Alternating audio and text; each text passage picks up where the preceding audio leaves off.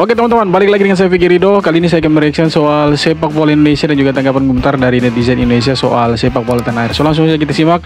Tapi sebelum itu jangan lupa untuk like, comment, subscribe, dan jangan lupa juga untuk nyalakan lonceng notifikasinya. Let's go.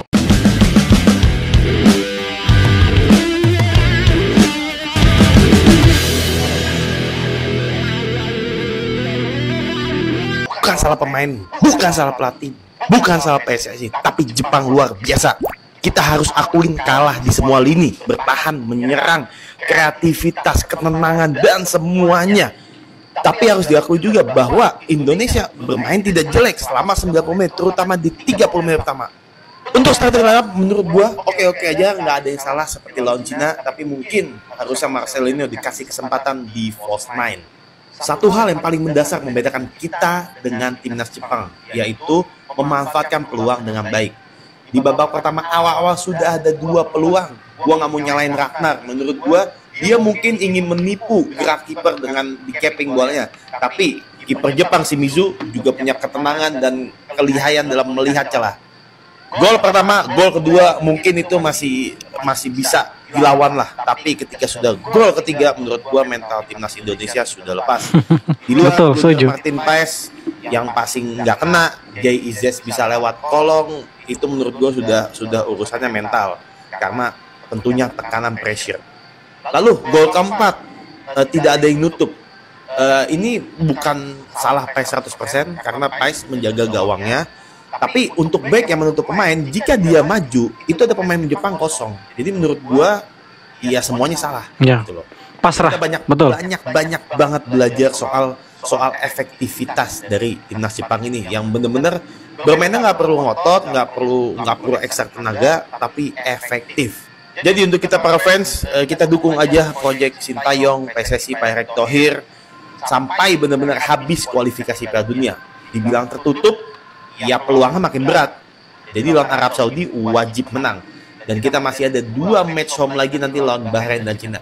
Kita lihat tetap semangat untuk semua fans, gak ada yang boleh nyalain pemain, pelatih, karena kita berjuang bersama. Terima kasih. Ya betul teman-teman. Mungkin ini bukan salah pelatih, bukan juga salah pemain, bukan juga salah PSSI, tapi Jepang terlalu kuat untuk kita. Dan ada satu hal yang mungkin saya kepingin sekali untuk kritik. Ya, pertama itu rumputnya teman-teman. Waktu awal-awal saya pikir rumputnya itu sudah bagus, ya kan. Ya ini sudah jadi ya bahan yang selalu diperbincangkan loh oleh banyak orang soal rumput GBK. Nah kemudian soal peluang-peluang yang seharusnya bisa dikonversikan jadi gol. Nah, itulah kelemahannya kita. Kita kekurangan di eksekusi terakhir. Kalau saja kita punya insting gol lebih bagus, saya pikir kita bisa menang malam lawan Jepang. Karena kalau kita sudah bisa cetak 1 gol, saya pikir mental kita itu akan sangat lebih bagus lagi. Tapi it's okay, tidak apa-apa. Kita kalah dari Jepang, kita tidak bisa berekspektasi banyak lawan Jepang, iya kan? Karena kita tahu secara kualitas kalah jauh Indonesia, bos. Jadi kita lupakan kekalahan dari Indonesia malam ini dan kita lihat tanggal 19, Indonesia harus wajib hukumnya kasih kalah Arab Saudi untuk bisa lolos ke round berikutnya. Itu tidak ada tawar-menawar, teman-teman. Itu harga mati itu. Kalian ekspektasi apa? Ini Jepang. Dari kemarin gue udah pernah bilang kan guys, turunkan ekspektasi kalian. Jangan terlalu tinggi harapannya, ekspektasinya jangan. Betul. Kita imbang pun lawan Jepang itu sudah luar biasa sekali begitu. Ya kalau kita kalah ya tidak masalah teman-teman. Karena memang secara kualitas pasti kita kalah. Kalah jauh teman-teman. Terlalu tinggi. Ya timnas kita Indonesia dibantai oleh Jepang dengan skor 0-4. Dan ya ini bukan suatu hal yang sangat mengagetkan. Cuman tadinya mungkin expect-nya cuma 1-0 2-0 ya, tapi ternyata 4-0. Satu hal yang disayangkan di pertandingan ini adalah seorang Kevin Dix yang mengalami cedera. Kita masih belum tahu cederanya apa. Ya betul. Lama bisa main apa enggak lawan Arab Saudi ya. Aduh, padahal Kevin Dix bermain cukup baik di laga ini. Sayang banget di awal laga Ragnar dapat peluang 1-on-1 tidak bisa dimaksimalkan. Itu benar-benar sayang banget, itu peluangnya mahal banget dah kalau lawan Jepang. Coba kalian komen menurut kalian gimana dan apa yang harus diperbaiki. Kira-kira masih optimis? Ya mungkin yang harus diperbaiki sektor depan ya. Itu yang paling krusial menurut saya. Karena kita kurang sekali. Belakang mungkin kita bagus. Tengah ada Tomahaya, kita kreatif serangan itu bagus teman-teman. Cuma kita kalah kecepatan, semua posisi kita kalah. Ketika kita sudah pegang bola, kita lihat pemain-pemain Jepang itu sudah bersedia untuk menutup pergerakan dari pemain-pemain Indonesia. Mungkin mereka punya salah satu kesalahan, kecolongan ketika bola itu melewati pemain belakangnya Jepang dan Ragnar Oratmangun itu berhadapan 1-1 dengan si Zion Suzuki, teman-teman. Tapi tidak bisa dikonversikan jadi gol.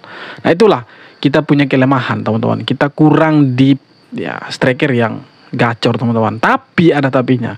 Tadi setelah pertandingan, sementara pertandingan berlangsung itu kamera menyorot oleh Romeni sementara menyaksikan pertandingan antara timnas dengan Jepang. Nah, semoga ini kabar yang bagus untuk kita.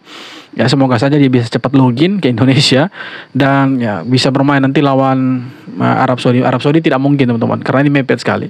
Ya, lawan Bahrain lah, semoga sudah bisa bermain karena kita butuh poin, teman-teman. Kita butuh striker yang benar-benar haus gol, punya insting mencetak gol yang bagus supaya kita bisa menang, supaya kita bisa jaga poin kita untuk lolos ke babak berikutnya. Belakang kita sudah bagus, tengah sudah bagus, cuma penyelesaian akhir kita masih sangat-sangat kurang. Itu sih menurut saya.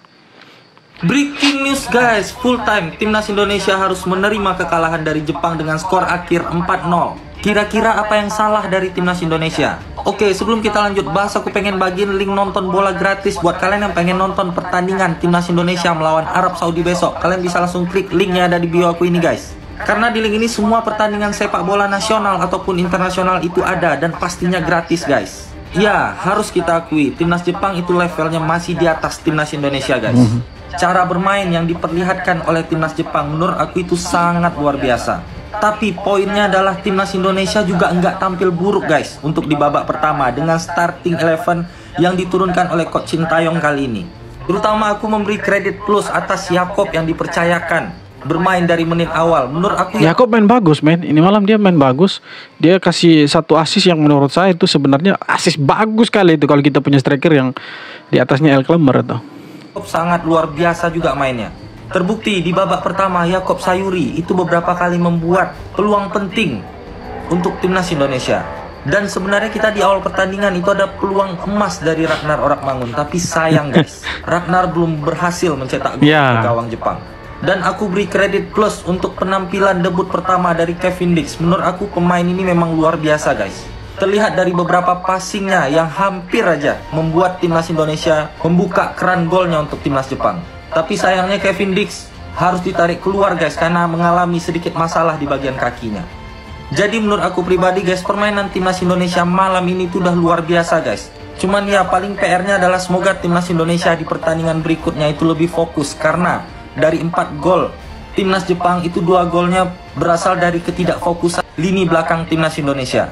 Cuman aku sangat optimis kalau seandainya permainan timnas Indonesia masih konsisten dan lebih fokus dari pertandingan malam ini, aku optimis guys, timnas Indonesia itu bisa mengalahkan Arab Saudi di GBK. Kita masih punya 3 pertandingan home dan harus menang di pertandingan itu. 3 pertandingan home dan itu wajib, tidak bisa tawar-menawar. Karena ya kalau kita bisa konsisten bermain seperti lawan Jepang, saya pikir kita bisa mengalahkan 3 negara yang akan kita lawan nanti, Bahrain, Cina dan juga Arab Saudi, teman-teman. Sekarang timnas Belanda keop 04 bos, masa wasitnya curang? Enggak, wasitnya fair. Itu bukan timnas Belanda, timnas Indonesia. Mau kalah mau menang tetap Indonesia. Mantap. Konsisten dukung timnas Indonesia, mau kalah mau menang. Iya dong. Yang boleh konsisten lu doang, lu aja boleh konsisten. Masa kita pendukung timnas nggak boleh konsisten? Ayo hater timnas masuk sini, Ayo mau maki-maki mau apa sini masuk. Emosi ya bang. Gimana guys hasil akhirnya? Tadi tuh gue waktu sepanjang nonton, apalagi setelah gol pertama, gol bunuh diri dari Hubner, terus gol cepat dari Minamino, itu gue langsung yang aduh bang, udah bang, ampun bang, takut banget bang.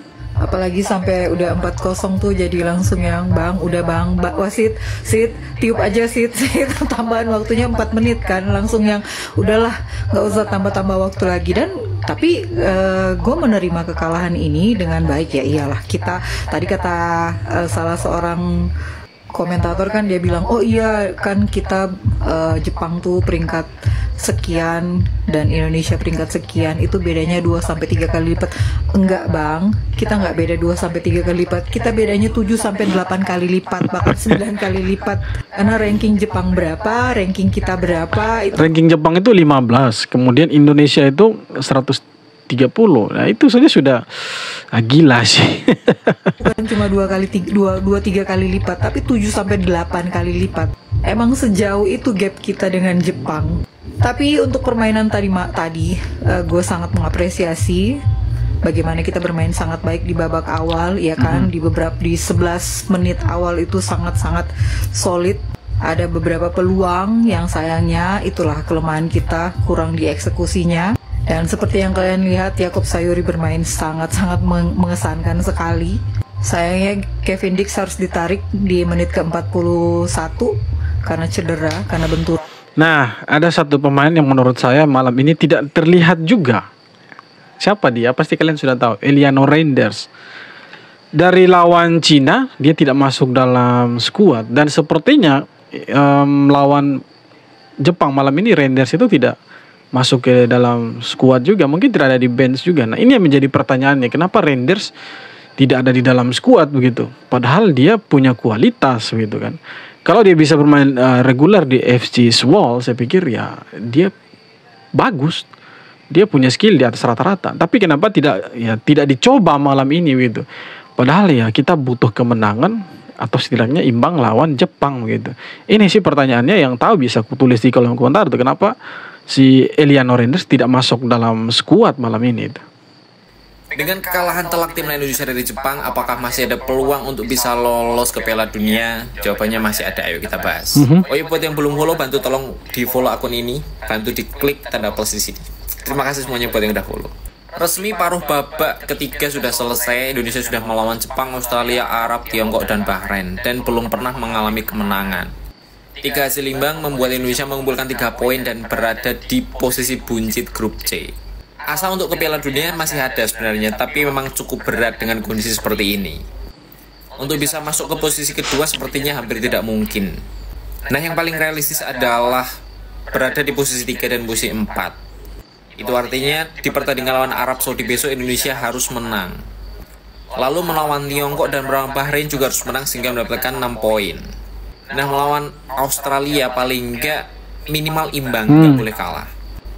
Dengan estimasi melawan Jepang, Indonesia kalah lagi karena besok itu terakhir di kandang Jepang. Dengan skenario seperti itu, maka Indonesia total akan mendapatkan 13 poin, dan itu cukup untuk mengunci peringkat 4 atau peringkat 3 sehingga lolos ke babak keempat dan fight di babak keempat kualifikasi Piala Dunia. Ya, kita doakan saja. Menurut kalian gimana? Komen di kolom komen. Bisa, masih punya peluang tapi lewat babak playoff teman-teman. Nah, makanya saya bilang di sisa 5 pertandingan harus menang atau setidaknya 1 imbang lawan Australia, dan ya Jepang pasti kalah lagi kan, karena kita bermain di kandangnya mereka. Di kandang kita saja kita kena bantai 4-0, apalagi main di Jepang kan, hitung-hitungannya seperti itu. Tapi kembali lagi pertanyaannya, apakah kita bisa mengalahkan Arab Saudi?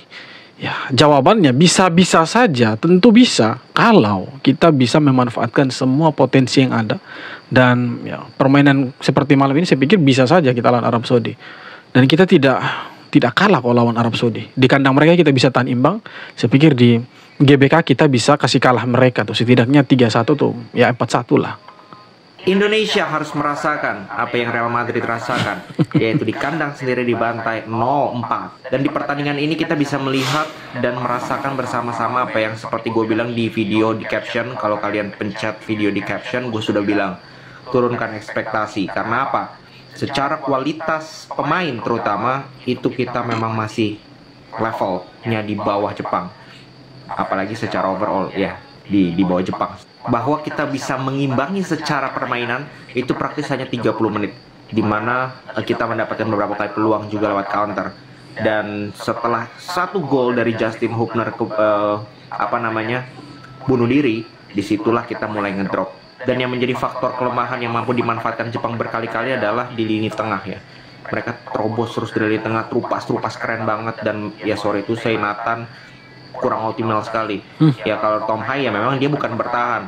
Ya dia memang lemah di bertahan, tapi kualitas crossingnya, passingnya itu luar biasa, itu terbukti, terutama di babak pertama. Nah, Nathan ini kan ditaruh di sama si Tom Hai ini tujuannya untuk mengimbangi, ya, untuk jadi ada yang menyerang, ada yang defense. Nah di situ ya nggak optimal sama sekali. Dan ini belakang yang biasa main bagus, Jay Itzes, Hubner, Calvin Verdong itu ya nggak perform sama sekali. Yang agak mendingan justru di area Rido sama Kevin Dix. Kevin Dix 30 menit main, berapa kali membantu serangan dengan cukup bagus, satu crossing yang hampir nyaris ke strike itu juga bagus. Sayangnya dia cedera, tapi sisanya ya nggak perform. Jarang hal itu terjadi, tapi di pertandingan ini ya itu terjadi. Apalagi efektivitas lini depan, bisa melihat di sini bahwa peluang shots itu Jepang itu nggak beda jauh sama kita, 12-8.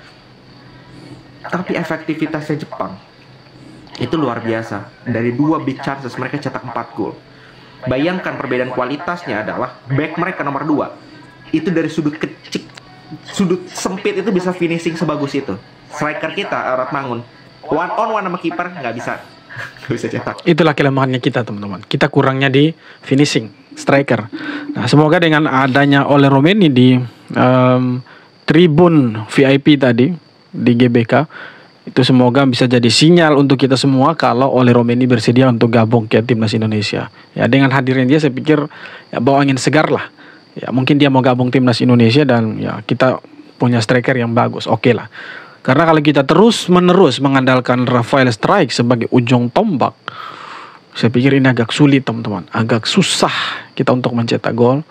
Ya, mungkin dia di beberapa pertandingan cetak gol lah. Oke, mungkin. Tetapi ya secara keseluruhan pertandingan, dari pertandingan pertama sampai terakhir, saya pikir dia kurang begitu menonjol. Mungkin lawan Bahrain dia menonjol, tetapi ya selebihnya tidak terlalu, teman-teman. Dan kembali lagi pertanyaannya, kenapa Eliano Renders itu tidak diturunkan atau tidak ada di dalam ya starting gitu, atau di bench gitu? Kenapa? Ini yang menjadi pertanyaan besar. Yang ingin tahu silahkan tulis di kolom komentar ya, teman-teman. Oke, sekian video kali ini. Terima kasih banyak sudah nonton video sampai akhir. Sekali lagi jangan lupa untuk like, comment, dan subscribe. Kita jumpa lagi di video-video berikutnya. Hormat.